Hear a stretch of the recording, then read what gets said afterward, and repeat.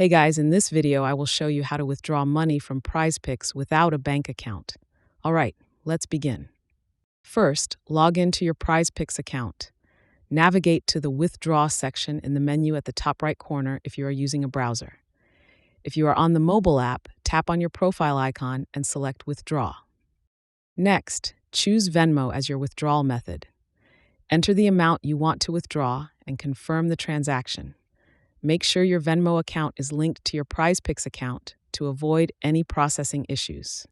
Once the request is submitted, Prizepicks will review and approve your withdrawal. Processing times may vary, but once approved, the funds will be sent directly to your Venmo account, allowing you to access your money without needing a traditional bank account. So that's basically how you can withdraw money from Prizepicks without a bank account.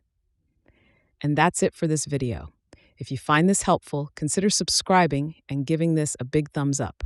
Thanks.